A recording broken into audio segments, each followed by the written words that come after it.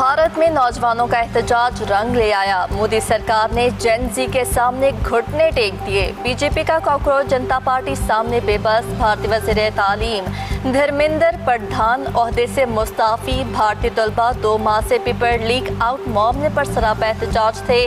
तलबा की ताकत जिंदाबाद। कॉकरोच पार्टी का सोशल मीडिया पर ट्वीट।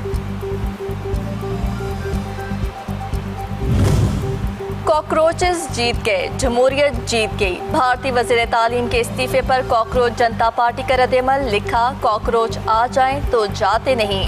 मजीद 2 मुतालबे रख दिए। कहा कि खुदकुशी करने वाले तलबा के लवाहिकीन को 1 करोड़ दो, तशद्दुद करने वाले के खिलाफ कार्रवाई करो।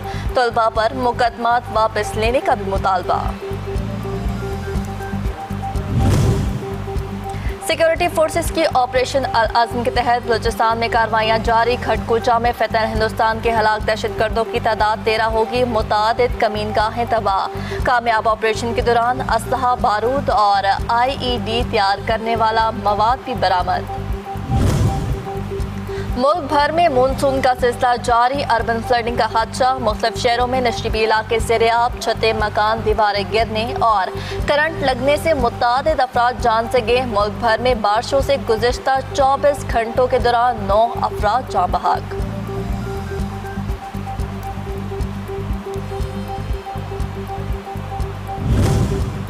और पेट्रोल मजीद 3 रुपये 66 पैसे, डीजल 4 रुपये 80 पैसे महंगा। पेट्रोल की नई कीमत 335 रुपये 18 पैसे, डीजल 383 रुपये 46 पैसे फी लीटर हो गया। 17 से 25 जुलाई तक पेट्रोल 24 रुपये 47 पैसे, डीजल 60 रुपये 16 पैसे महंगा हो चुका।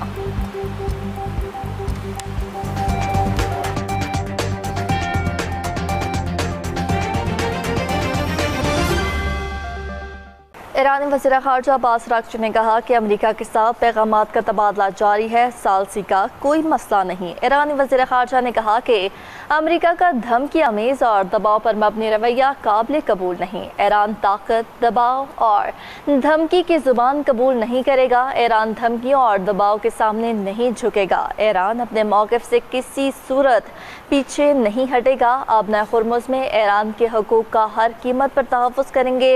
ईरानी वज़ीर ख़ारजा ने इस बात पर जोर दिया है कि ईरान अपने मौक़िफ़ पर कायम है और आबना खुर्मुज़ से मुतल्लिक़ मुतालबात पूरे होने तक जंग बंदी पर आमादा नहीं होगा। उन्होंने मज़ीद कहा कि मशरिक़ वस्ता में पायदार इस्तेहकाम सिर्फ़ इलाक़ाई ममालिक के दरमियान बाहमी एहतराम और ताउन से ही मुमकिन है।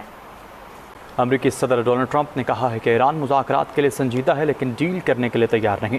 अभी तक ईरान पर बड़े पैमाने पर हमले करने या ना करने का फैसला नहीं किया। ईरानी हुक्काम मुज़ाकरात में अब ज़्यादा संजीदगी का मुज़ाहरा कर रखे हैं और हर गुज़रते दिन के साथ ज़्यादा संजीदा होते जा रहे हैं। शायद इसकी वजह भी सब पर वाज़ेह है। ईरान के हवाले से हमारे पास 2 ऑप्शंस मौजूद हैं, ईरान पर हमले जारी रखें या फिर किसी मुआहदे पर पहुँच जाएँ। मशरिक़ वस्ता में सूरत हाल बदल चुकी है। चीन और रूस ईरान से मुताल्लिक़ तनाज़े में किसी भी तरह शरीक नहीं है।